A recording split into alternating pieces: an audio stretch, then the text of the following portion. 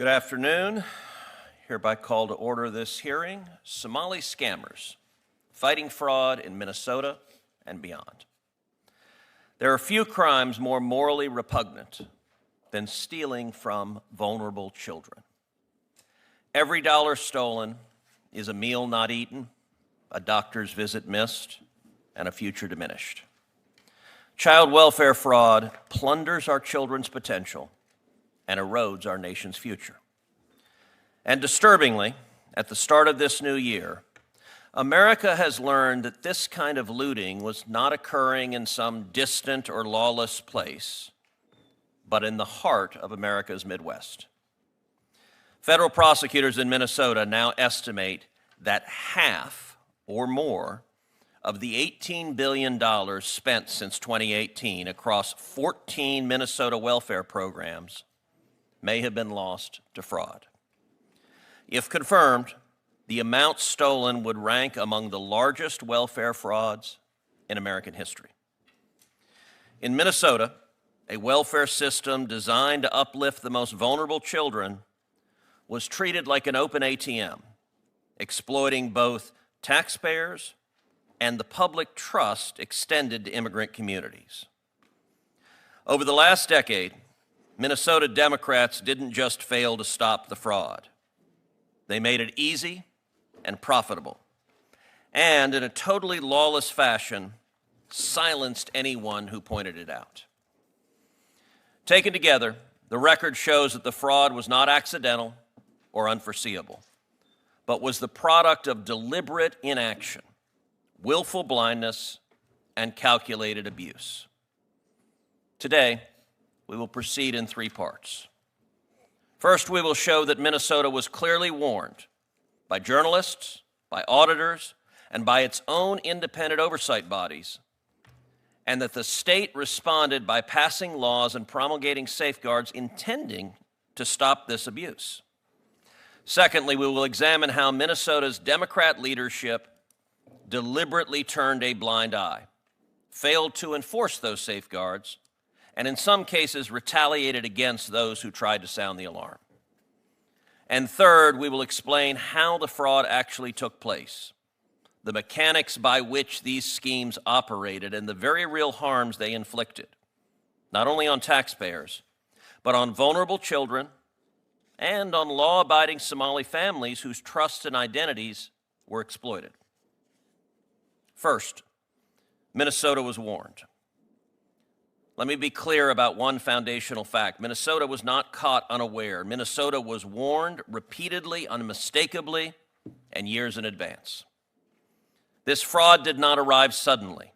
It did not emerge from an unforeseen loophole, and it did not occur without notice. As far back as 2010, the Milwaukee Journal-Sentinel exposed widespread child care fraud across the upper Midwest in a Pulitzer Prize-winning investigation that sent a clear warning to regulators, providers, and the child care industry as a whole. Without strong oversight and verification, fraud would flourish. Minnesota was on notice. Nearly a decade later, those warnings were no longer journalistic. Now, they were official. In 2019, the Minnesota Office of the Legislative Auditor issued a formal report examining Minnesota's Child Care Assistant Program, the CCAP. The Legislative Auditor identified serious deficiencies in oversight, including inadequate attendance verification, weak financial controls, fragmented enforcement, and an over-reliance on provider self-reporting. The auditor warned plainly that these conditions created a high risk of fraud. Critically, the auditor estimated that approximately $100 million of Child Care Assistant Programs funds had already been lost to fraud. Minnesota Democrats responded, but not out of vigilance, out of political necessity. The report landed just months after they won their new majority in the state legislature in the 2018 elections. Faced with a damning audit and mounting political pressure, Democrats acted, on paper at least. Following the 2019 report, the legislature amended CCAP statutes and promulgated new enforcement policies designed to close precisely the gaps the auditor had identified. By 2019, Minnesota had the warnings, the audit findings, and a panoply of legal authorities to detect, stop, suspend, and prosecute fraud. But that brings us to the second part of the story. Democrat leadership ignored the law they had just passed, attacked whistleblowers, and failed to enforce it. Once Minnesota had been warned, and once Minnesota Democrats wrote the solution into law, the duty was clear: enforce the law. Instead, they treated legislation as a press release, not a mandate, providing political cover while allowing the money to keep flowing. Federal audits later confirmed what internal staff had warned all along. Minnesota failed to verify attendance, failed to use its suspension authority, and failed to intervene early when red flags appeared. What's worse, rather than go after the fraudsters, the state went after the whistleblowers. On January 31st, 2026, the Minnesota Star Tribune reported that staff at the Minnesota Department of Human Services repeatedly flagged fraud risks and lax safeguards, only to have those concerns ignored, dismissed, or met with retaliation. According to that reporting, current and former DHS employees sent an anonymous letter to the U.S. House Committee on Oversight and Accountability describing serious and systemic failures dating back to at least 2019. Employees reported being reassigned, called racist and xenophobic, sidelined, excluded from key discussions, and in some cases subjected to what they described as threats or workplace surveillance after raising red flags. Minnesota's Democrat leaders did not reward integrity. Instead, they punished it. When bipartisan legislation was introduced to establish an independent inspector general, Minnesota Democrats blocked it. The Democrat House Speaker at the time explained why. An inspector general, quote, is not part of the budget framework, citing an $18 million cost over 4 years. As billions were being pilfered by fraud and as whistleblowers were being silenced and punished, Minnesota Democrats had the gall to say that an inspector general costing only $4.5 million a year was too expensive. That wasn't fiscal prudence, that was a choice. It was willful blindness. The programs move billions of dollars each year, and they're concentrated within a relatively small number of administrative pipelines. Minnesota's Somali community receives welfare benefits at rates far higher than the state average, making these programs both financially significant and politically sensitive. In a state where the two closest statewide elections were decided by less than 1%, the Somali community votes overwhelmingly Democrat. The numbers are stark. 81% of Somali households in Minnesota receive some form of welfare, 81%, compared to 21% of non-Somali households. 54% of Somali households receive food stamps compared to 7% of non-Somali households. 73% are enrolled in Medicaid compared to 18% of non-Somali households, and 27% receive cash assistance compared to 6% of non-Somali households. In December 2025, Minneapolis resident David Hoke, who's here today, accompanied by journalist Nick Shirley, visited child care centers, autism clinics, and healthcare facilities across Minneapolis. They went on a Tuesday, not a Saturday, not a holiday, not in the middle of the night. Tuesday during the day. What they found? Blacked out windows, misspelled or non-existent signage. I will say we will always remember the Leering Center that promoted good leering. Multiple, quote, providers registered to the same address and no kids present. It's amazing having child care centers and autism centers with no kids. And by the way, it's not subtle. You walk up, there's no toys, there's no kids, and the windows are blacked out. This is not hidden. It is obvious, except for the Democrats that didn't want to see it. Had the state done its job, had it sent inspectors instead of press releases, that fraud would have been obvious. To understand just how calculated this fraud became, consider the most disturbing example of all. In September 2025, federal prosecutors charged Asha Farhan Hassan for orchestrating a $14 million fraud scheme against Minnesota's EIDBI autism program. The program exists to provide medically necessary early and intensive care to children with autism. Fraudsters turned it into a profit engine. According to the charges, Hassan and her partners recruited children from the Somali community, paid parents cash kickbacks, used unqualified individuals as quote-unquote therapists, and billed Medicaid for services never provided or grossly inflated. Where a child did not already have an autism diagnosis, the scheme allegedly worked to obtain one. In other words, there was no child they could not qualify because the diagnosis itself became the means to an end. According to the University of Minnesota, 1 in 12 8-year-old Somali children in Minnesota was diagnosed with autism, compared with 1 in 28 non-Somali children statewide.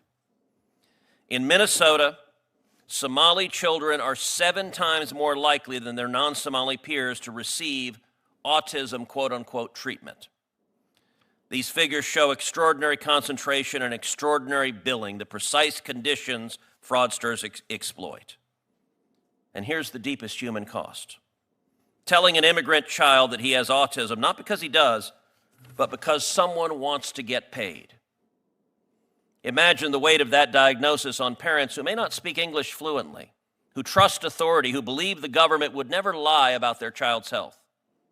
That label can follow a child for life, shaping education, self-image, and opportunity.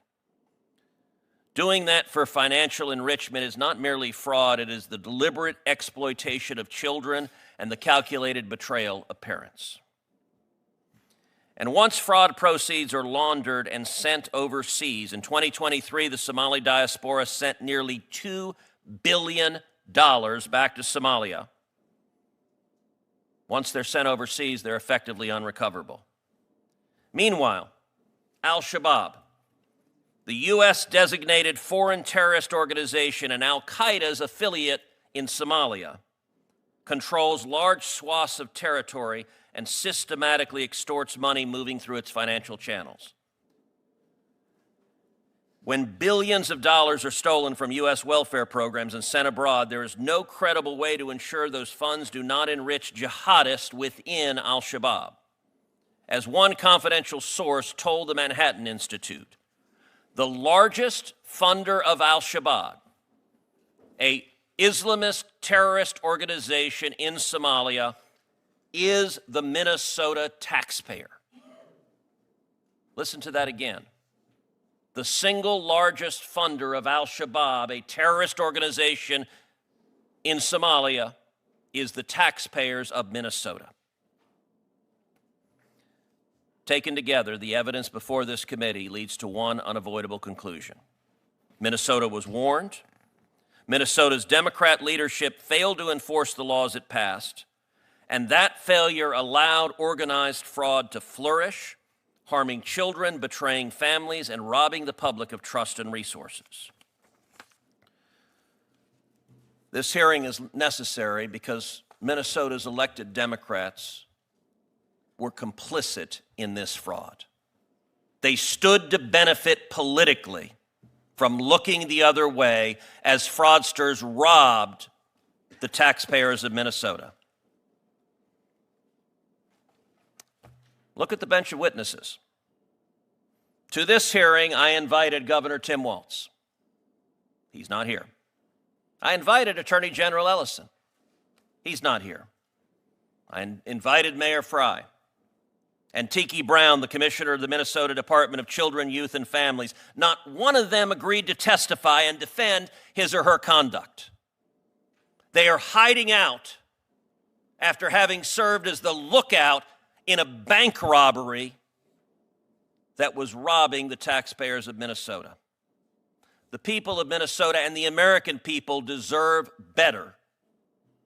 And not a one of these Democrats has given any credible excuse why they're terrified to answer questions. I now recognize the ranking member.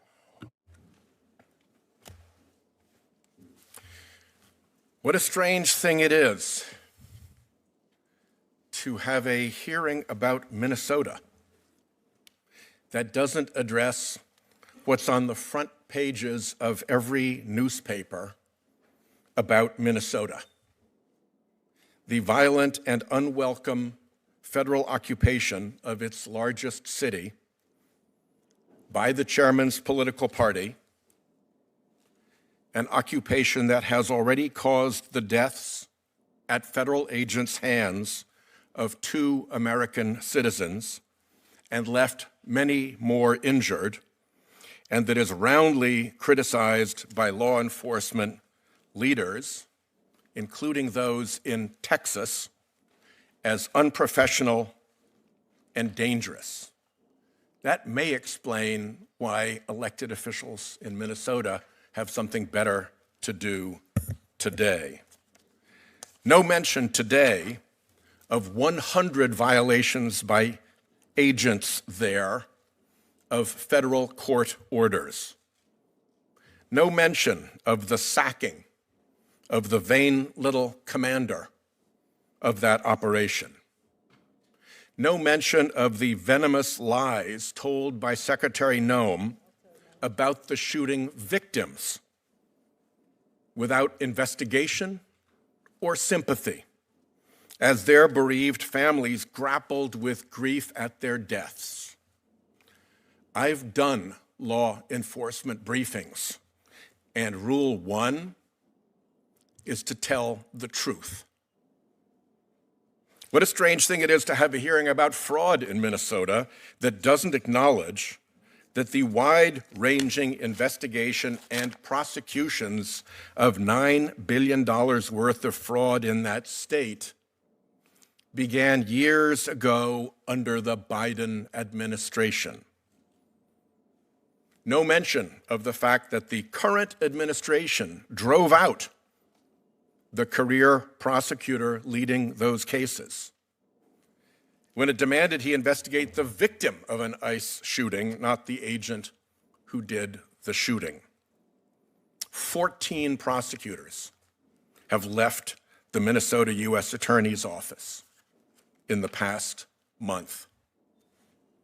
And what a strange thing it is to have a hearing about fraud that doesn't look at the colossal fraud perpetrated by this administration, starting with the president's own conviction of 34 felony fraud counts, the dismissal of inspectors general who watch out for fraud, the destruction of the Justice Department components that prevent and prosecute corruption, the self-serving billion-dollar crypto deals that line the pockets of the president and his family, the pay-to-play presidential pardons that strip fraud victims of their restitution, the disabling of consumer protection offices and regulators that defend the public against fraud. It is a carnival of fraud and self-dealing. On top of all this, the biggest fraud ever perpetrated in America is going on right now, facilitated and accelerated by the Trump administration and implemented through a massive, semi-covert climate denial fraud operation and a twinned, massive, semi-covert, dark money political corruption operation. This fraud costs Americans hundreds of billions of dollars every year, $770 billion annually, according to the International Monetary Fund, $820 billion annually in healthcare costs, from another report. Climate-related disasters cost the United States $115 billion last year.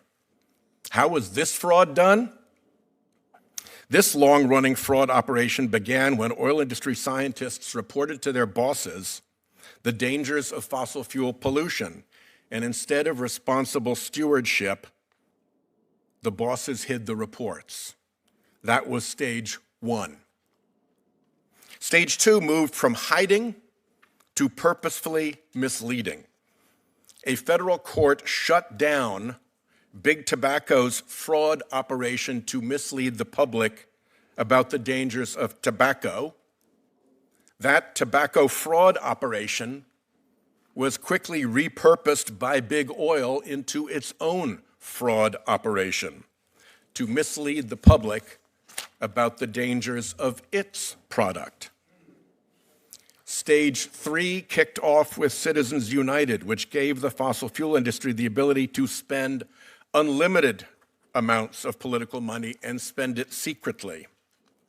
This dark money political corruption operation swiftly strangled bipartisanship on climate. Before stage three, there were multiple bipartisan climate bills in the Senate, and John McCain ran for president on a legitimate climate platform.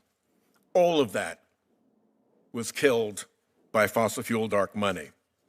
Now we're in the most dangerous stage, where the corruption is so entrenched that the fossil fuel industry can infiltrate and weaponize the federal government as its own industry tool to defeat energy competitors whose product is cleaner, safer, and cheaper.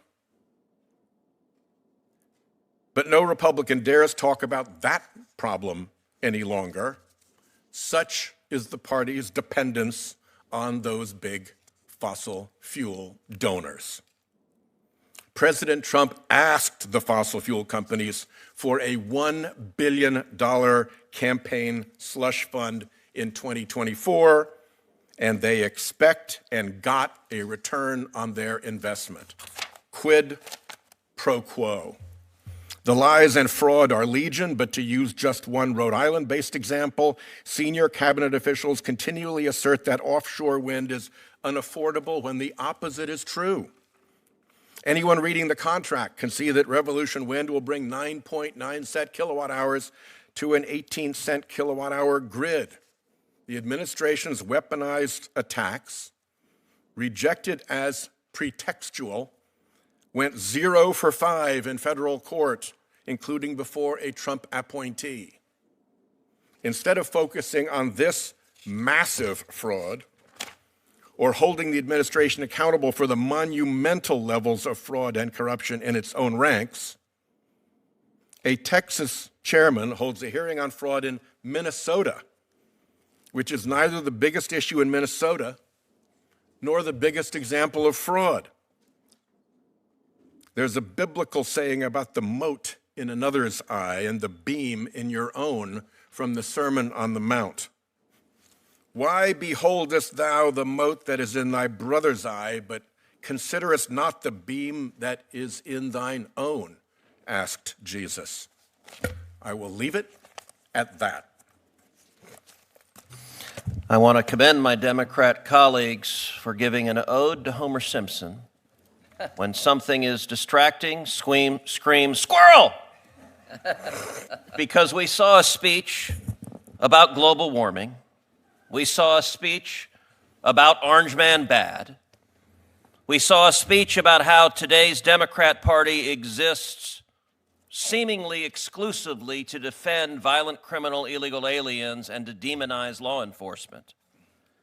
And yet, miraculously, in that enormous word cloud, virtually nothing about $9 billion stolen from Minnesota taxpayers by Somali fraudsters, with Democrat politicians knowing full well what is happening, facilitating it, and harvesting votes and campaign dollars from the people robbing the children of Minnesota. My Democrat colleagues want you desperately not to focus on those facts. And so instead, miraculously, the Democrats have discovered the Sermon on the Mount. Well, this hearing is going to focus on $9 billion stolen from the taxpayers, and hundreds of millions of those dollars going to the Al-Shabaab terrorist organization funded by the Democrats. As much as my colleagues on that side of the aisle don't want to talk about it. With that, I recognize the chairman of the full committee, Chairman Grassley. Senator Cruz, thank you for chairing this important subcommittee hearing.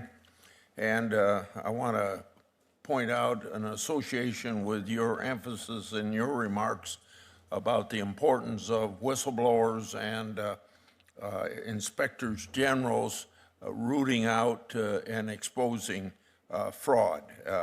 I'll speak about that a little bit, but not as strongly as you have, and I want to say that I appreciate your bringing that up. During my time in the Senate, I've exposed waste, fraud, and abuse within many government programs. At the end of last year, the American people learned of shocking and sophisticated fraud schemes in Minnesota. Billions of taxpayers' dollars may have been lost to crime. What happened in Minnesota is as bad as it gets. These fraud schemes have targeted federal programs designed to help children with autism, the elderly, and small businesses. It's deplorable that fraudsters would target programs designed to help Americans struggling to take care of their children and their families.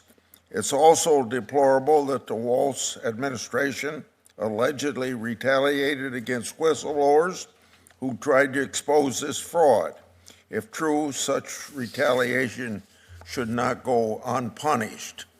In large-scale fraud schemes like these, whistleblowers are public's greatest asset and allies.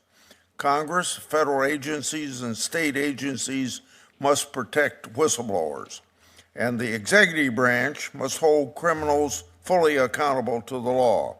That's why in January I wrote to nearly 10 agencies, including the Department of Justice and the FBI, regarding the allegations. This is all about accountability.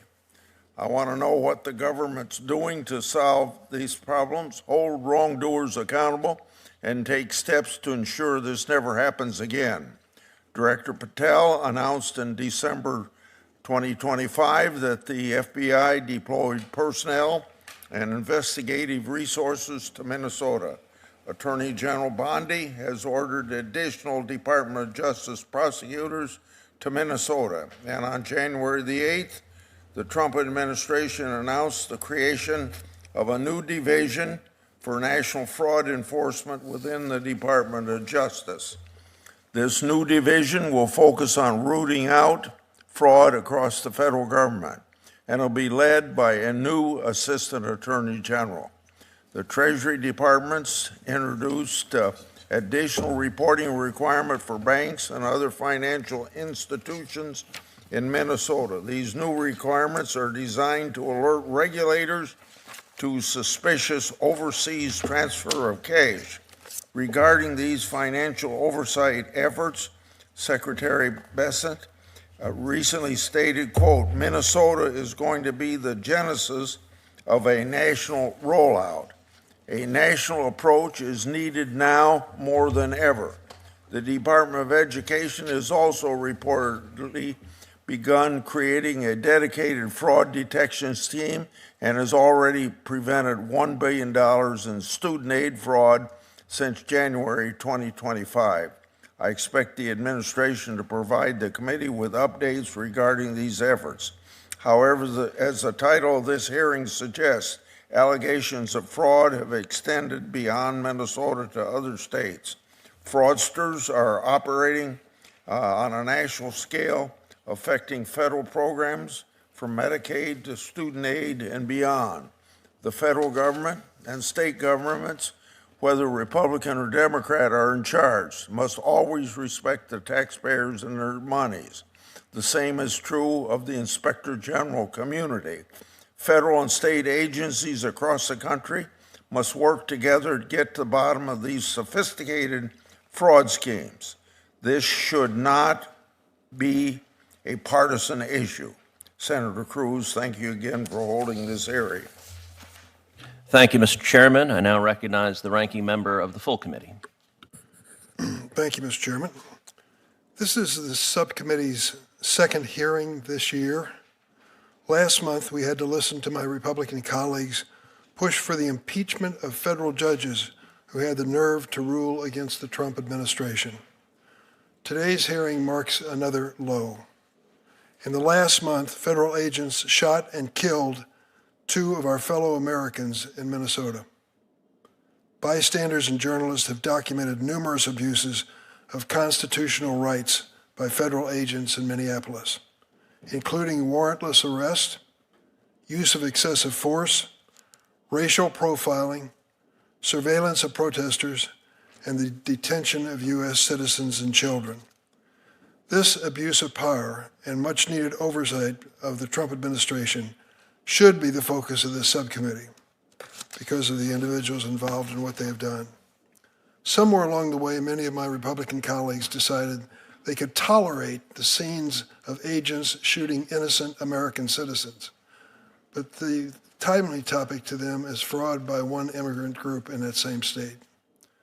As part of their ongoing need to carry water for the president, they have chosen to embrace his bigoted attacks on Somali immigrants, whom he has called garbage.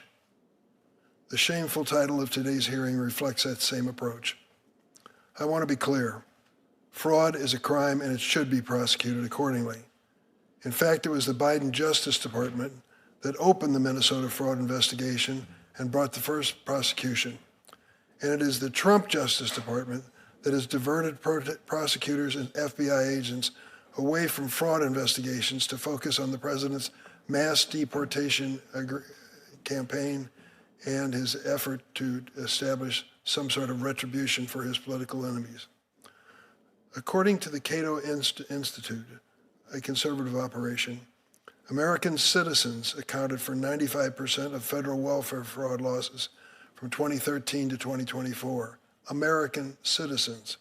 So to suggest that the Somali community is disproportionately responsible for fraud is just not supported by the facts, even from the Cato Institute.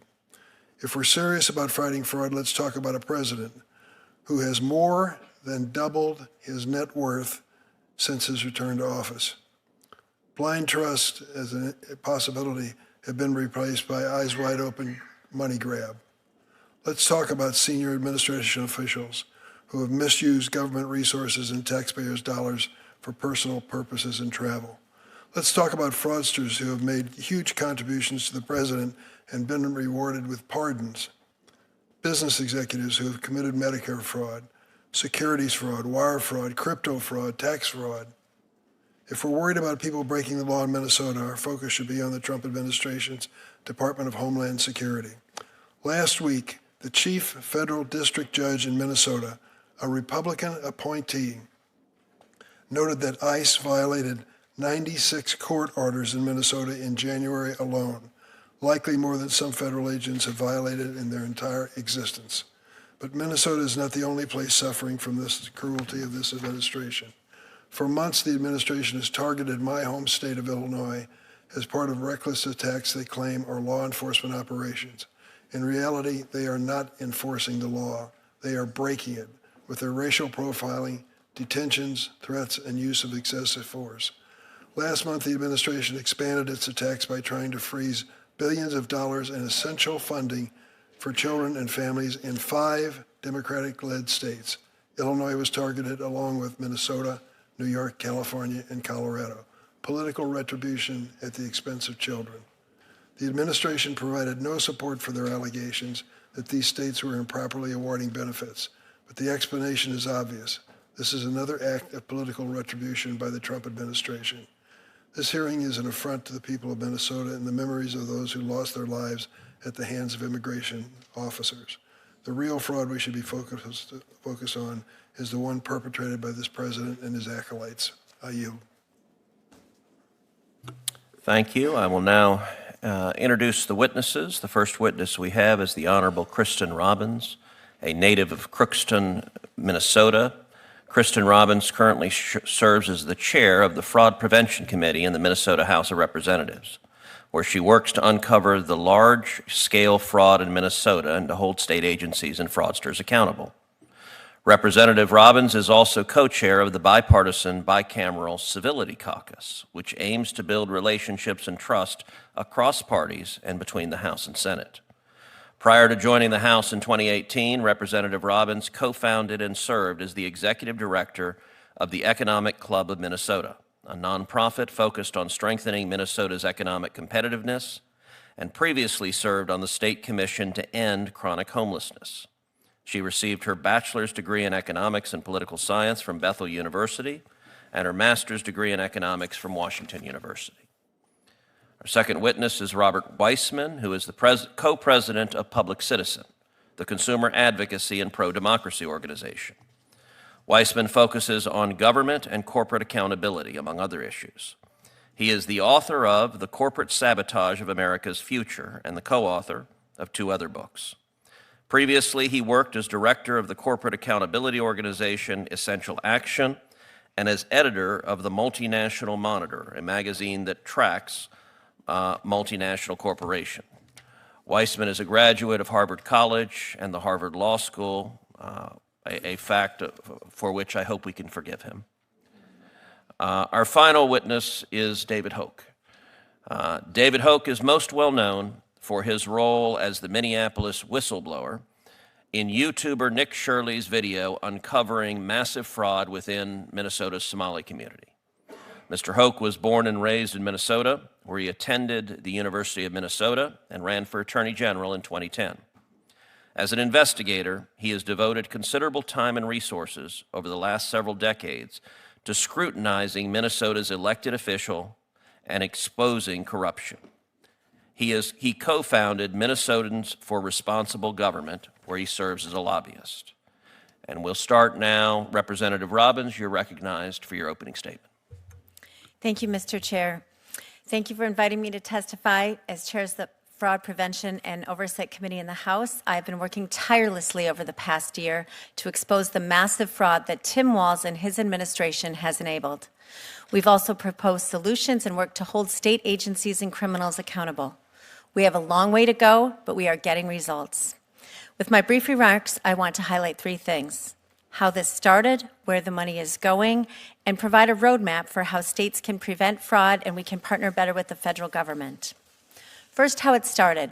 The original fraud scandal was tied to the Child Care Assistance Program, or CCAP, which is a federal program for low-income families with children.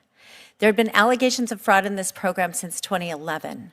By 2014 and 15, there were raids, charges, and convictions of child care providers for billing non-existent or absent children, with fraud exceeding $1 million in some cases.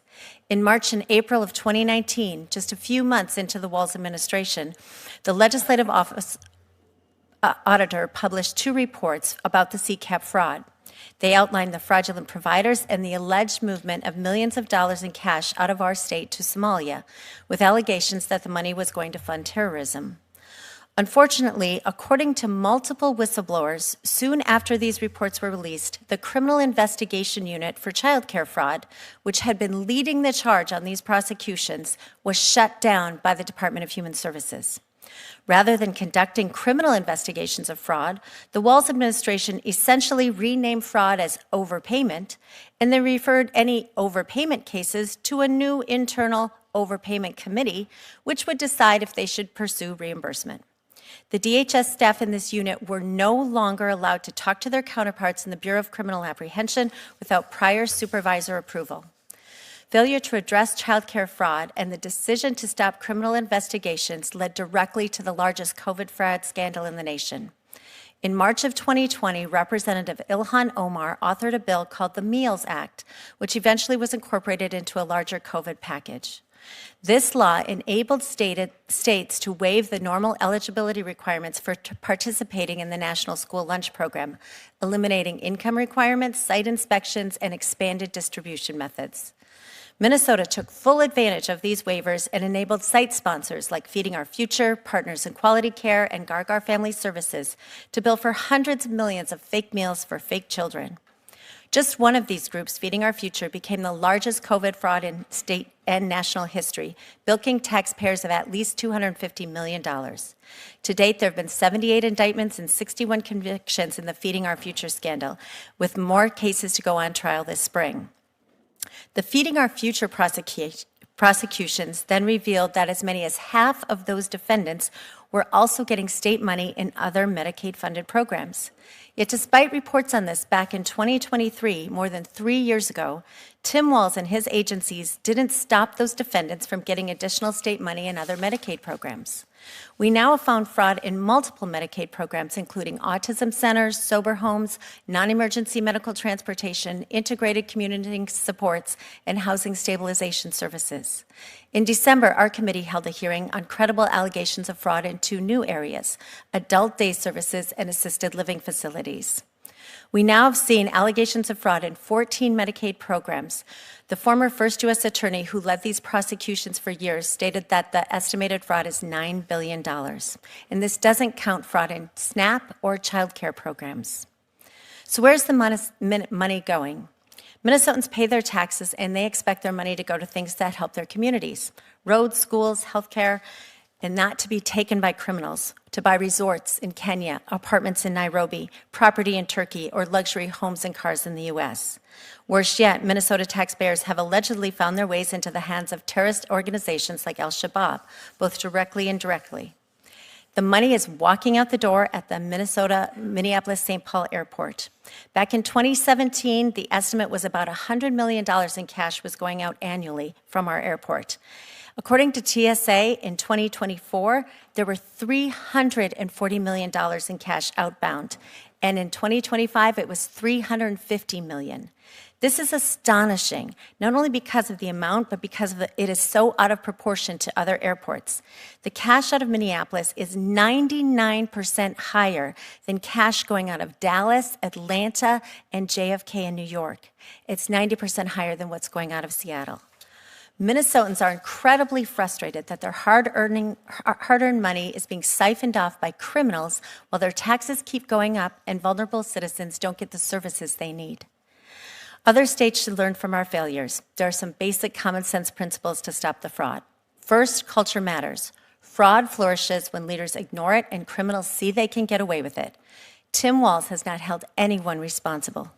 Second, fraud flourishes when basic internal controls are not followed. This is not complicated. Third, truth matters. We cannot be cowed by charges of racism or Islamophobia, which have been successfully weaponized to limit scrutiny and fraud in Minnesota for years. This is not ancient history. It is still happening. When I testified before the House Oversight Committee on January 7th, I was stunned to be called a racist 6 times in that hearing. This is the same playbook that has been used to protect Minnesota criminals for years. Anytime a whistleblower or legislator raised questions about Somali fraud in daycares, nutrition centers, autism centers, they were called a racist or said that charges of racism would ruin their careers. So where do we go from here? State and federal partners work together. We need your help to have more audits of these programs and to enforce current laws that require states to pay back in 1 year if they have been found fraud or overpayment. We also need the federal government to require documentation, not just attestation, for eligibility in these programs. We also need more resources at the U.S. Attorney's Office and CMS to help with investigations. And finally, the federal government should have greater power of oversight and investigation of cash going out of our country. I'm thankful for the brave whistleblowers, journalists, and the federal and state partners in this committee for helping us identify fraud. We cannot allow this to continue. The time for accountability and justice is now. Mr. Weissman.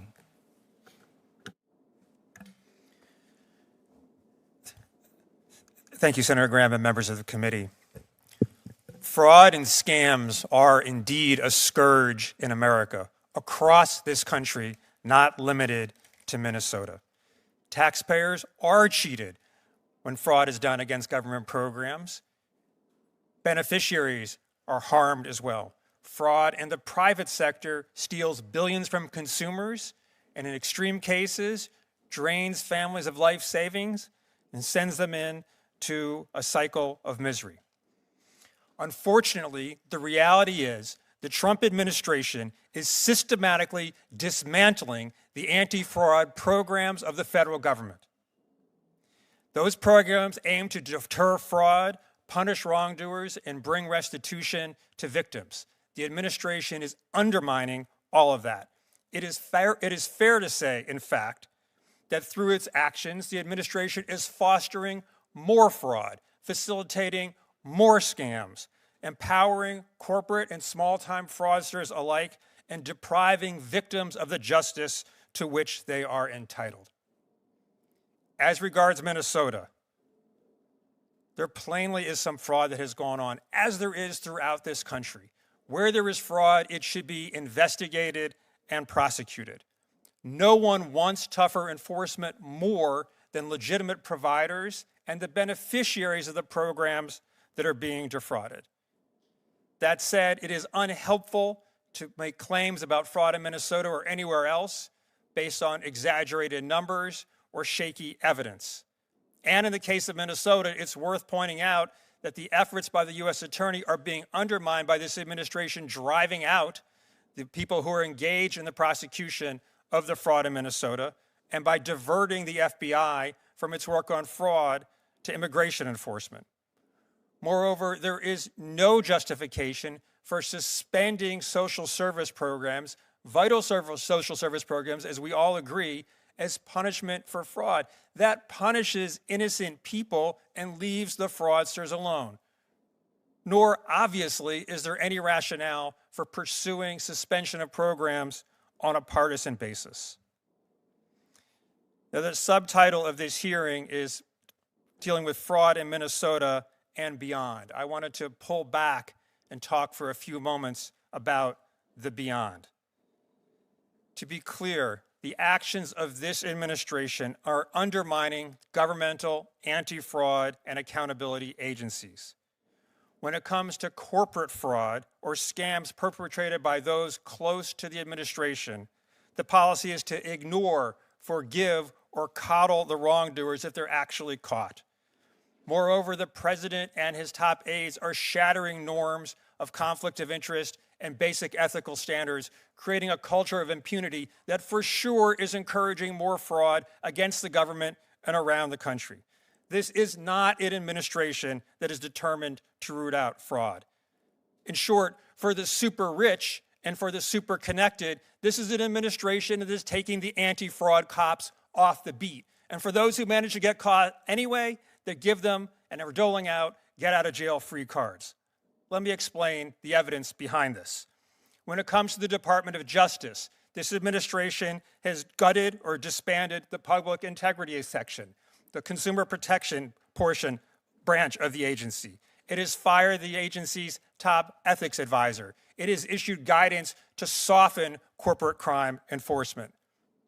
The president has pursued his pardon power in strange service of fraudsters. Leaving aside the January 6th pardon, more than 1/3 of all of the president's pardons have gone to those who perpetrated fraud or similar kinds of crimes. Those pardons have led to the cancellation of $1.5 billion in fines and restitution owed, including more than $1 billion owed to victims of fraud or wrongdoing. So the pardons themselves have re-victimized the victims. The president has eviscerated the system of inspectors general that the chairman was referencing earlier and for whom has done so much to advance that IG system. Not only did he fire 17 IGs at the start of his administration, he is responsible for firing 2/3 of presidentially appointed inspectors general. 3/4 of the inspectors general top offices were empty as of October. We've looked at the staffing inside the IG's offices, drastic cuts across the board. The president had shuttered the Consumer Financial Protection Bureau, illegally in our estimation, closing down the most important anti-fraud agency in the federal government. He has slashed staffing at the Internal Revenue Service by more than a quarter, guaranteeing an increase in tax fraud, avoidance, and cheating, primarily by the super rich, and costing taxpayers approximately $200 billion over the next 10 years, according to Yale University analysts. He has canceled enforcement against large corporations more than 150 separate times that we've been able to document in the first year of the administration. He has engaged in rampant conflicts of interest, including most startlingly a joint venture with a UAE-affiliated company, as reported by the Wall Street Journal this past weekend, compromising our foreign policy, destroying basic ethics standards, and inviting more fraud and wrongdoing by others around the country. He has destroyed the East Wing of the White House and then solicited funds from corporations and the super rich to pay for his ballroom. Our investigations found that 2/3 of those corporations contributing had government contracts, more than $200 billion in contracts over the previous 3 years. This committee is absolutely right to focus on fraud. Senator Cruz is absolutely right to bring his righteous anger against fraud. But that fraud is not limited to Minnesota. That is small potatoes compared to what this administration is perpetrating. I encourage this committee to focus on that fraud, to pursue the reversal of the policies that I've identified, and serve the American people who absolutely, on a unified basis, want to counter fraud and wrongdoing in the government and in the private sector. Mr. Hoke.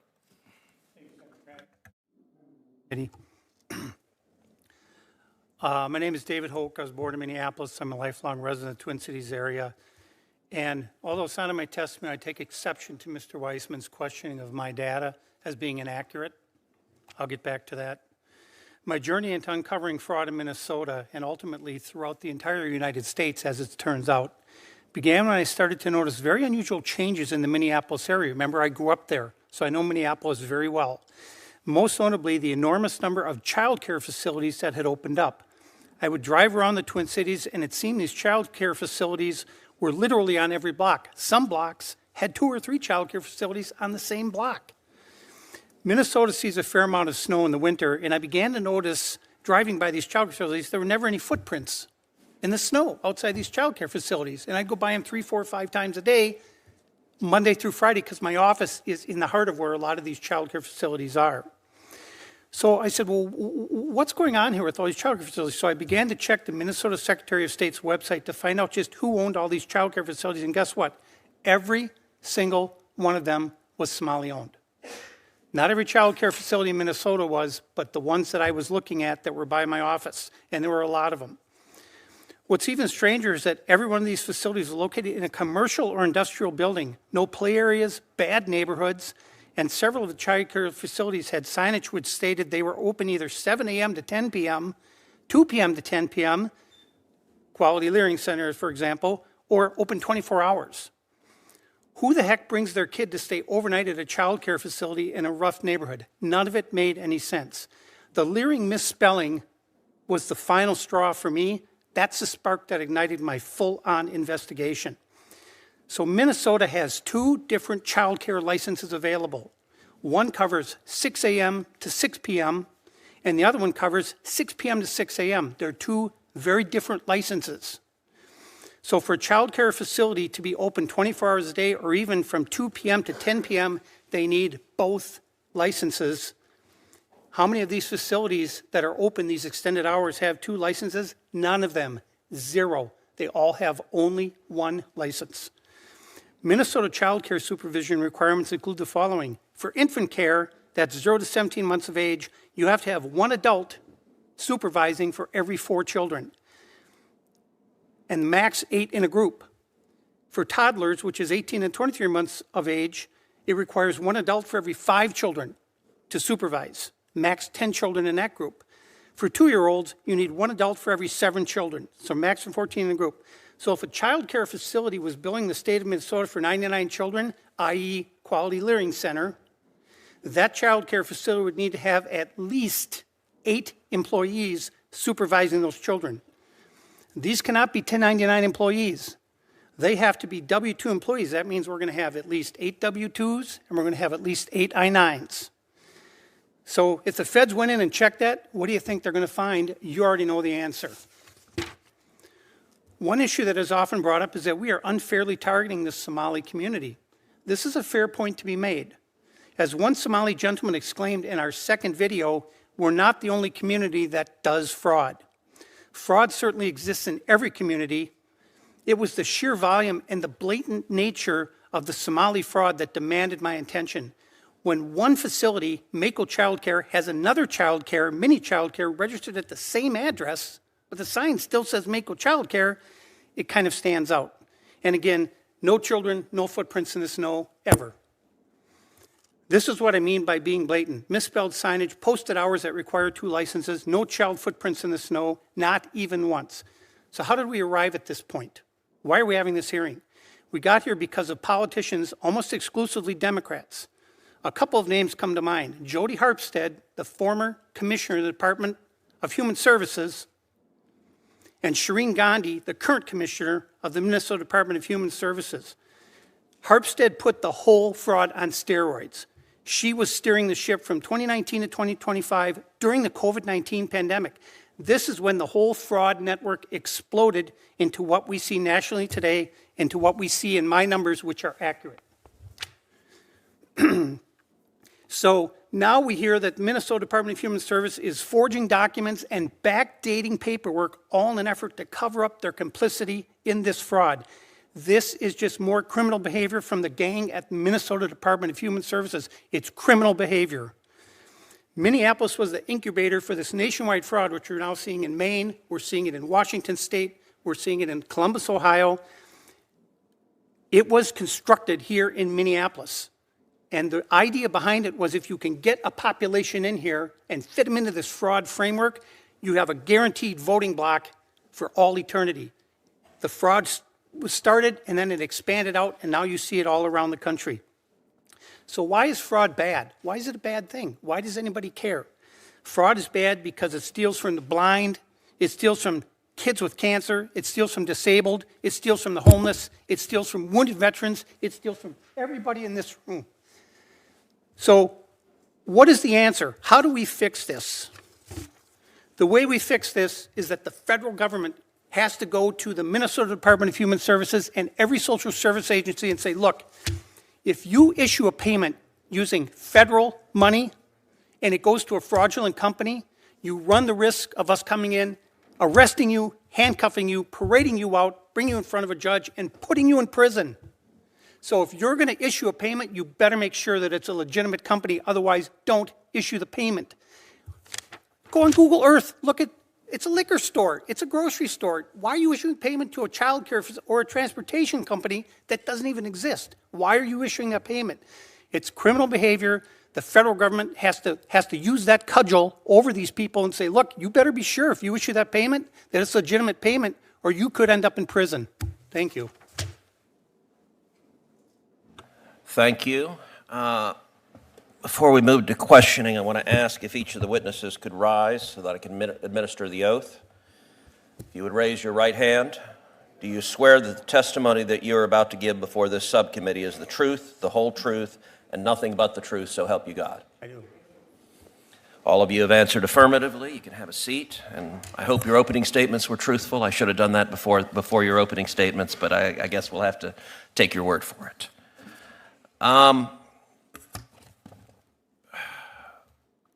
Representative Robbins, let's start with you. How broad was the fraud that was perpetrated in Minnesota? We are still getting a handle on it, but it's all of the, not all of, but a huge segment of the child care programs, autism services, sober homes, emergency transportation of 14 areas of Medicaid fraud, SNAP benefits. We are still, I would say, getting whistleblower reports, uncovering new vectors of fraud. We just discovered the adult day services and the assisted living. Those haven't been counted in the total so far. So I believe it's much broader than we currently know, and we will continue to expose it. Is there any chance the elected Democrats in charge of the state were unaware of the fraud? No. There have been credible whistleblower allegations, press reports, and Office of Legislative Auditor reports for many years. Mr. Hoke, I want to thank you for your citizen journalism and your hard work pressing for accountability here. I will say I watched the video that you did with rapt attention. It was profoundly effective. It was also, by the way, an indictment of all of the so-called journalists on the national level, because none of them could be bothered to actually go and investigate. I want to ask you the same questions I asked Representative Robbins. Number one, how broad do you believe the evidence shows the fraud in Minnesota was? It's easily in excess of $30 billion when you take everything into account. You've got all of these NGOs, you've got nonprofits, you've got county money, you've got city money, you've got CCAP money, you've got another thing called Great Start. So there are all these piles of money that factor into the fraud. I don't know that anybody can ever determine an exact number, but I kept telling the U.S. attorney when he came out, he said, you got to get your number up, you got to get your number up, and he did. He kept ratcheting up the number, and I kept saying, you got to be at least at $30 billion. So going back to whether Governor Walz knew about it, Governor Walz admitted knowing about the fraud early in his first term, which would say 2020. Well, Minnesota statute 3.971 subdivision 9 clearly says that if you are made aware of fraud in a state agency, you are obligated to immediately report that fraud to the Office of the Legislative Auditor. Immediately. The Legislative Auditor is then the body that determines which law enforcement agency to bring into the investigation. Governor Walz did not contact the Office of the Legislative Auditor. He said he contacted the FBI about what? That's not what the law says. How many organizations receiving taxpayer funds did you visit in total? How many? How many organizations or ostensible organizations? Companies? Yeah. 200. Of the child care centers you visited, how many kids did you see? The only place that I saw children was at KinderCare and New Horizons, which are, in my opinion, legitimate. They're large scale. They have play areas. And they also receive CCAP money, but they're the only places that I saw where there were children present, ever, at any of them. How about the autism centers? Did you see children? Did you see patients there? Never. So that's not to say there weren't any, but there were never there. There were never any there. When I was there, never any footprints in the snow, same thing. Mr. Weissman, you're co-president of Public Citizen, which describes itself as a consumer advocate and a pro-democracy organization. Would you agree that the fraud in Minnesota was staggering and shocking? I agree that there is fraud in Minnesota. I don't believe these estimates are grounded in any evidence that I've seen. The $9 billion figure was based on a claim just that, well, I think that half of them must be fraudulent. I just heard a comment just saying, boost the number up. But to be clear, and with respect, you missed my testimony. No question there's fraud in Minnesota, and absolutely I share your righteous anger about whatever degree of fraud there was there. Do you agree that any Democrat politician, or let me be clear, any Republican politician that had knowledge of the fraud and was complicit should be prosecuted? I'm not sure what they're being prosecuted for, but also in my testimony, I described also outside of Minnesota the manifold ways that this administration is enabling fraud. Look, I understand. The reason, hold on. The standard is that you want to prosecute. Sir, I'm going to ask a question, and then you can answer it. Yes, sir. Your organization describes itself as a pro-democracy organization. I'm going to try to find out if you actually are pro-democracy or if you're simply pro-Democrat and are a partisan. We've seen the Democrats who want to change the topic. So I get you want to testify how much you hate Donald Trump. But I'm quite certain Donald Trump was not running a fraudulent daycare center or a fraudulent autism center in Minnesota. So all of the talking points about how you dislike Trump, set them aside. We will see the Democrats on this committee go down those talking points. Do you believe elected politicians in Minnesota who were aware of this fraud and were complicit in it should be prosecuted? Should there be accountability? There absolutely should be accountability. It is not normal to prosecute government officials for not prosecuting fraud. That is not a standard I'm aware of that you've advocated or that anyone else has advocated in the Senate. So do you think it's perfectly okay? I did not say if it's okay. If let's say Governor Walz or Attorney General Ellison knew about the fraud, benefited from the fraud in terms of bundling votes, benefited from the frauds in terms of collecting campaign finance violations, and deliberately looked the other way. You think that's not criminal conduct? In that hypothetical, it is not okay. 100% not okay. But also, if you'll permit me, that hypothetical is in fact happening throughout. Okay, yes, I get it. You dislike Trump. I understand you dislike Trump, sir. It is whether I have a standard of accountability. So let me, sir, please do not interrupt me. Please do not. I'm being clear. Please do not interrupt me. Please do not interrupt me. Sir. You may answer questions after I ask them.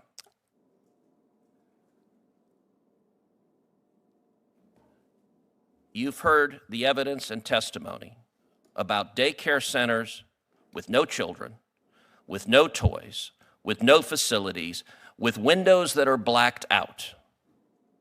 Do you believe it is possible that the officials sending millions of dollars to those fake daycare centers and fake autism centers didn't know what was going on? Well, what I heard was claims about that, and I too have watched the video. We're both parents. I'm glad that the child care centers don't open their door for someone who's knocking there. I don't view that as evidence that the child care centers are fake child care centers, although I'm sure there are some.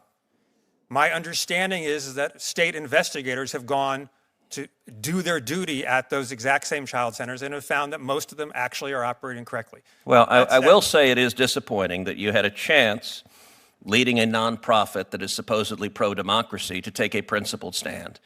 Instead, you decided to defend the Somali fraudsters because it benefits elected Democrats. That's disappointing. But you know what? I'm going to give you something you're going to like, an opportunity to say all the ways you dislike President Trump, because I'm going to recognize the ranking member who will surely ask you why Trump is terrible and do everything you and he can do to change the topic from the actual topic of this hearing. Ranking member Whitehouse. Before we get to that, I don't want to leave what seemed to be a pretty flagrant mischaracterization of your testimony without an opportunity for you to address that mischaracterization, if you would care to begin with that. I appreciate that. Just briefly, I was disagreeing with the premise of the question that we have been displayed this evidence showing criminal wrongdoing. Obviously, where there is criminal wrongdoing, and I testified to this, I support aggressive investigation and prosecution. To the degree there is wrongdoing in Minnesota, it should be aggressively investigated and prosecuted. I'm not sure that the claim that all the evidence we've been presented today is in fact evidence of that, but I don't deny it for a moment that it is occurring in Minnesota. Let me ask you another question. In a democracy, is there a significant difference between private individuals engaging in fraud and self-dealing against the government and government officials, public officials, engaging in fraud and self-dealing against the government? They are both wrong, concerning, problematic, but the betrayal by public officials is morally and from a political point of view more consequential. Yeah, it's a worse element, isn't it? So the chairman has pointed out that President Trump did not run a fake daycare. What are the 4 or 5 things that Trump did that used his position to enrich himself and his family at the expense of the American taxpayer? Well, I've detailed this in my testimony. Most shockingly is the report from the Wall Street Journal this past weekend about a Trump-connected business partnering with UAE in a deal that directly put $187 million in the pockets of the president and his family. He additionally has joint ventures or elaborate licensing deals with Saudi companies, companies from Qatar. He's engaged in this elaborate cryptocurrency arrangements that have made him at least $2 billion by independent estimates, and maybe even more, just in the course of the last year. And let's look for a moment at the pardon process, which used to be operated under the supervision and scrutiny of the Department of Justice and now appears to have moved to the lounge at Mar-a-Lago. It seems that there is a pay-to-play arrangement by which people can acquire pardons. Can you elaborate on that? Yeah, well, we've seen the president use his pardon power aggressively, and I don't begrudge him for doing that whatsoever. But what is shocking is that, leaving aside the January 6 pardons, they've been so heavily focused on those who've committed white-collar crimes, and particularly fraud. Fraud crimes. People who have committed those crimes, shown no remorse for those crimes, owed restitution for those crimes, or excused for restitution for those crimes, and who appear to be getting off because of their connection to the president, because they've hired high-priced lobbyists to get them there, or have made, or they or their families have made contributions to the president's political committees or those that benefit him directly. Do you think that fits into what the public generally understands to be pay to play? Yes, sir. So we are now in a political environment and government in which the cops basically have been defunded or fired. The inspectors general have the job of rooting out fraud and corruption. What's the Trump administration doing if it's concerned about fraud and corruption with the Inspector General Corps of the United States? Well, I don't believe it is concerned about fraud and corruption. I believe it's effectively advancing fraud and corruption, including by eviscerating the IG community. As I mentioned, 2/3 of the IGs presidentially appointed have been fired by this president, and the IG staffs are massively diminished in just 1 year. These are the agencies that are in charge of doing exactly what we're talking about in Minnesota. It's their job to find that kind of fraud. If there was a genuine commitment to being worried about that fraud, not for partisan reasons, but because we actually cared about fraud, we'd be, as Senator Grassley said, supporting and strengthening that IG community, not cutting it off at the knees. My time is up, and I've paid the members the courtesy of staying within my time. Senator Schmidt. Thank you, Mr. Chairman. American citizenship is a gift, but also a sacred duty. It comes with extraordinary rights and important responsibilities. Responsibilities are a precondition to those rights. That's why our forefathers created strict rules for naturalizing new citizens. On the front end, those who wish to become Americans must prove they are persons of good moral character and loyal to our country and attached to our Constitution. On the back end, we have the ability to revoke the citizenship of those who lie or deceive us in the process of securing it. We've seen those standards of citizenship be debased. Look at the stories of just the past few months in Minneapolis, case after case, naturalized U.S. citizens behaving in ways that show beyond any shadow of a doubt that they were never fit for citizenship in the first place. In Minnesota, naturalized citizens defrauded our government for billions of dollars. One individual stole almost $1.7 million from a program intended for poor children. Just today, a naturalized citizen in Massachusetts pled guilty to stealing over $1 million from our welfare programs. Something has to change. It's why I've introduced the SCAM Act to expand and accelerate our ability to denaturalize people who should have never become citizens in the first place. If you use your new citizenship to commit massive welfare fraud, aggravated felonies, or espionage, or join drug cartels or terrorist organizations, you were never fit to be called an American at all. I encourage my colleagues on this committee to support that important legislation. Now, Mr. Weissman, you are the co-CEO of Public Citizen, is that correct? Co-president, yes, okay. sir. President, okay. Is welfare and grant fraud in the national public interest? I'm sorry. Is welfare and grant fraud in the national public interest? It is addressing 100% contrary to the national interest. Okay, but taking it on would also be in the national interest, correct? Taking it on is absolutely in the American interest. Is fraud prevention is fraud prevention racist? Fraud prevention is not racist, no. Okay. Are current fraud prevention efforts by the Trump administration in Minnesota racist?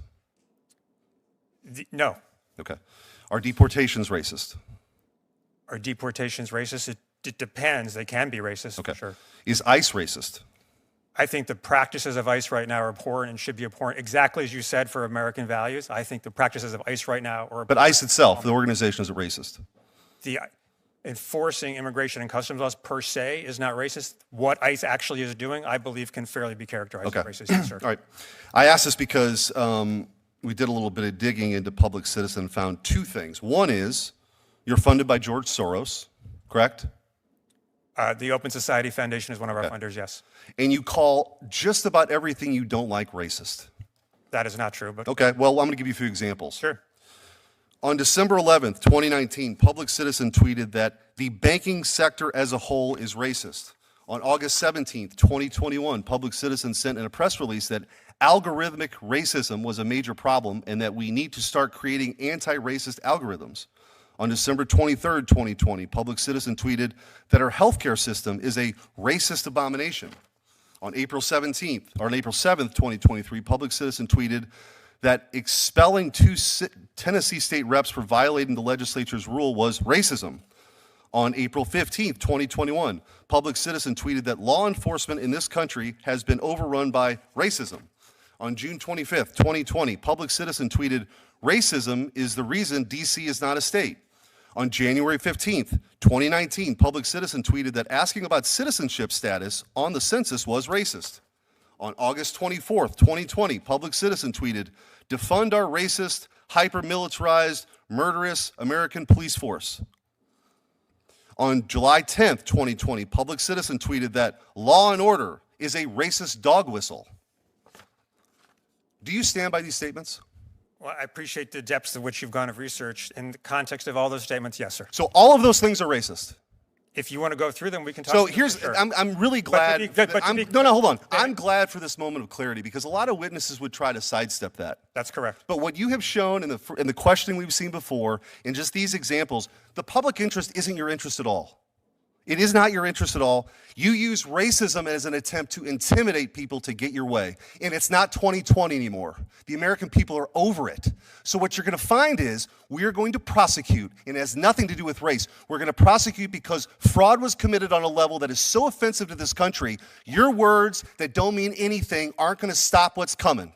And I want you to take that back to George Soros and all these ridiculous funders you have to try to muddle the issue. Because justice is coming. And by the way, if I have it my way, we will denaturalize all these fraudsters and send them home. Mr. Chairman, I'm out of time. Senator Hirono. Thank you, Mr. Chairman. This is a hearing about fraud, and I would say that that includes corruption, political corruption. So I want to talk about political corruption in this regime. There are so many examples of political corruption in this administration, in this regime. And the thing is that what is astounding to me is that this corruption, which is fraudulent, costs people money, is so overt. And I know that at least Mr. Weissman has talked about some of this corruption, but let me just repeat some of this because I think it's important for our American people to know what is overtly happening in our country that constitutes political corruption and, in my view, fraud. For example, President Trump accepted a $400 million jet from Qatar that he plans to keep. He plans to keep after his time in office. What is that? Overt. Members of Trump's team, including Kash Patel and Kristi Noem, use taxpayer-funded private jets for personal travel, to visit with girlfriends, to go to golf courses. Overt. Tech billionaires have received special access to the White House in exchange for paying for the president's new ballroom in the East Wing. And as noted, a lot of these tech billionaires want something from the White House. That's why they're doing this.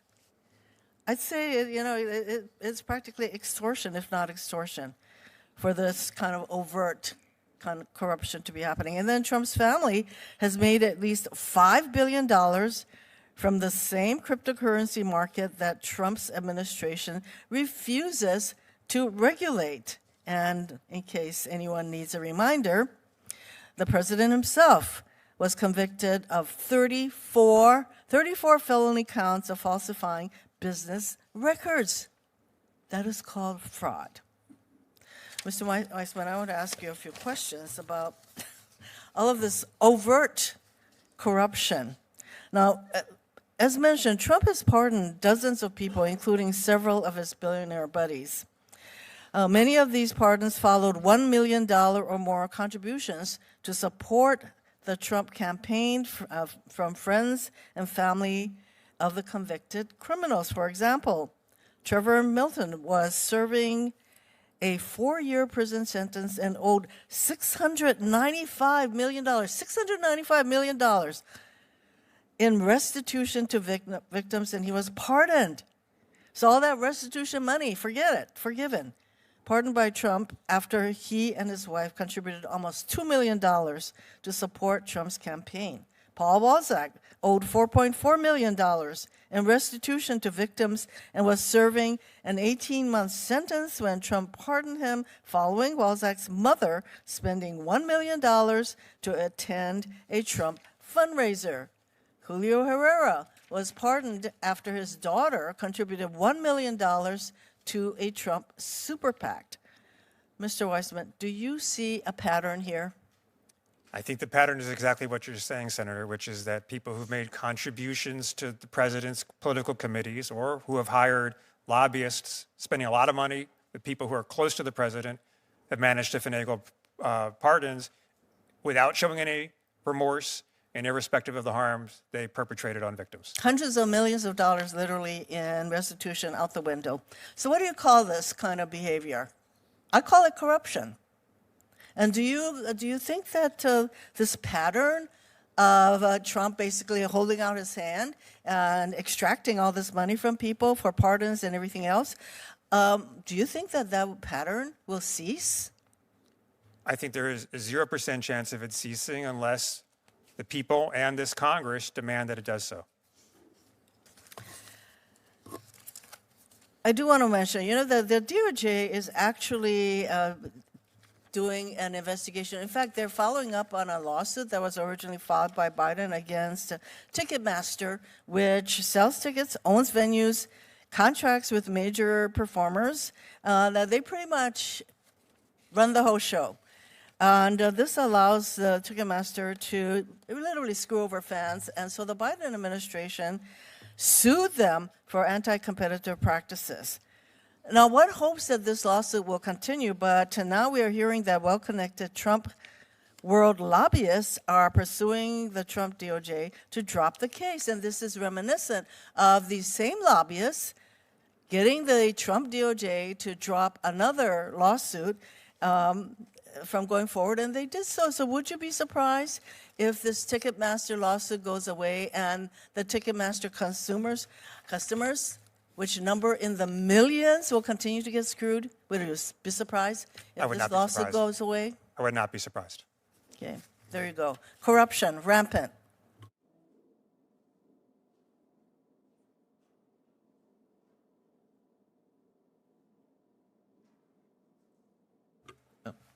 Senator Cornyn.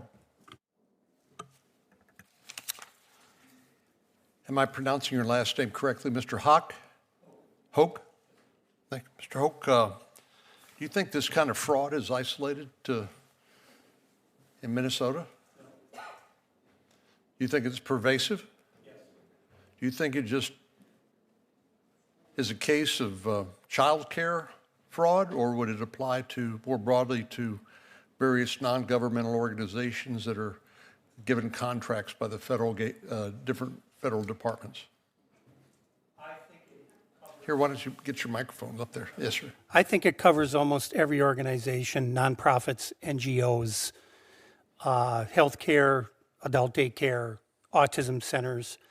And so I want to go back to something that Mr. Weissman said. So this is the second time now that he has questioned my data He Well, was just I mean, if- discredited, so I offered in my second video $100,000 to anybody who could prove my data wrong, so I stand by it. Okay. I'm sorry, Senator. No, you'll have plenty of chance to refute what you All right. disagree with there. But so not limited to daycare, not limited to Minnesota. Are you continuing your investigation beyond Minnesota? I am, and I've heard from every state in the country where people are uncovering the same sorts of fraud. I can't say it's exactly the same, but every day I'm getting emails, I'm getting messages. You know, I'm in Ohio, I'm in Washington, I'm in California, Texas, all over. We're finding the same types of fraud here, and I can't. It's so massive that I can't possibly help everybody. Mr. Chairman, I have a document published by the Board of Governors of the Federal Reserve System, nonprofit organizations, total assets level, dated January the 9th, 2026. I'd ask unanimous consent to make that part of the record. Without objection, it will be admitted. So this document, and I'm happy to show it to you, shows that there are $13 trillion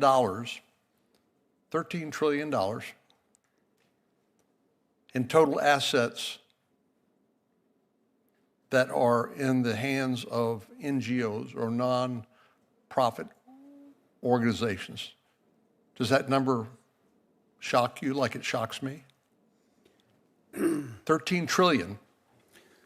Well, Senator, I think what happens is we've become desensitized to these big numbers because we hear them so often. It's a shocking number all on its own. Yes.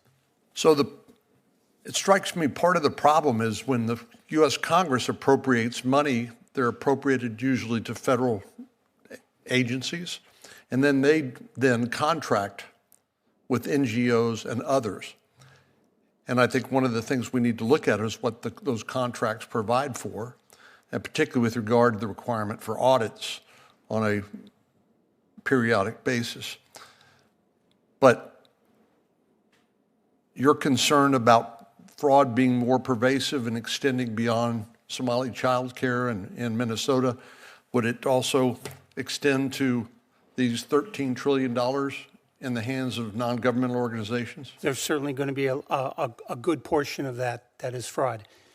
Now, one of the reasons that I don't have a clearly defined number on the amount of fraud is because 4 times I've requested from the state of Minnesota the data for the payments, the Medicaid payments going to these transportation companies. And remember in the video, Nick and I went, and none of them existed. One was a liquor store, one was a grocery store, one was a mailbox. And so the state won't turn over to me the amount of money that these companies are getting. That's why I had to take a national average in the video, and that's how I came up with the number, and it's staggering. So what sort of recourse in terms of recouping the amount of money stolen in the Somali daycare operation? So what how can that money be recouped if it can? Well, you're never going to get it all back, but again, we have to stop worrying about suitcases full of cash at the airport and transfer wires going to Saudi Arabia and Kenya and all these other places. You got to cut the money off at the source, and you got to go to these social service agencies and tell them if you write a fraudulent check, you run the risk of going to prison, period. You have to have that sitting there, so they're going to think twice before they issue a payment because they might end up in prison because it's a felony. Thank you, Mr. Chairman. Thank you. Senator Graham. You're telling me that there are companies that are listed that receive transportation payments that don't exist. When I say they don't exist, all they are is registered with the state of Minnesota. They're a slip of paper.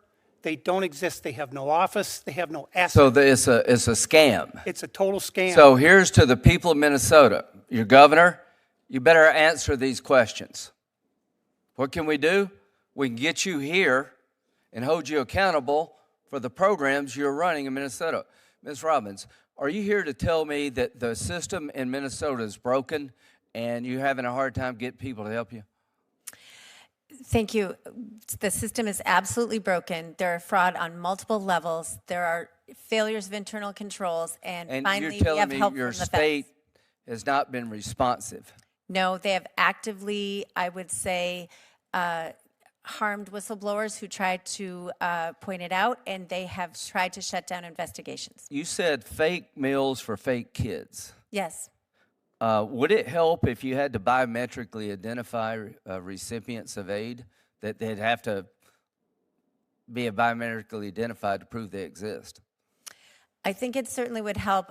I'm a privacy advocate, so I'd want to understand the details Well, of that. number one, prove you exist. Yes, prove you exist, like very basic. That's not a privacy problem. If I'm going to give you money, is it too much to ask that you prove you exist? No, that's why we need Well, documentation. that's coming. Not attestation. We're going to fix this. It's coming. We're not going to sit on the sidelines and watch billions of dollars go to organizations that don't exist, rows of daycare facilities that don't provide daycare. It's in Minnesota. Bless you both trying to fix it. Is there any doubt, Mr. Hoke, to the extent of the problem that is billions in Minnesota? Again, we don't know what the number is going to be. It's going to be, it could be 80 billion if you go back. You just don't know. We don't know, but to the point about politicians knowing, so I filed a criminal complaint against Governor Walz for violating the law for not reporting the fraud. I think when you ask the Medicaid services in Minnesota, tell us who you give money to, that's not unreasonable. So what I would think this committee should do, quite frankly, is that we should ask for an accounting. When Minnesota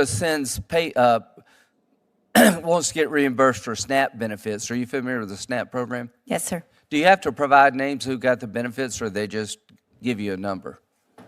My understanding is that there is a list, and the federal government is trying to get it from Minnesota. Well, I'm telling you we can't. Right. They're stonewalling. That's right. They're stonewalling. Taxpayers, minority taxpayers, no matter what the color of your skin, you work hard for your money, and the people at the top in Minnesota are trying to perpetuate the fraud, in my view. You can say what you want to about Trump. That's not why we're here. Seems to me that we would want to make sure that a transportation company on paper actually exists. It seems to me that if we want to feed a kid, they actually exist. And you know what? They're not giving us the data to prove that they actually exist. So how in the world can we, as the federal government, allow this to continue? We are not. Ms. Robinson, are you begging us to help you?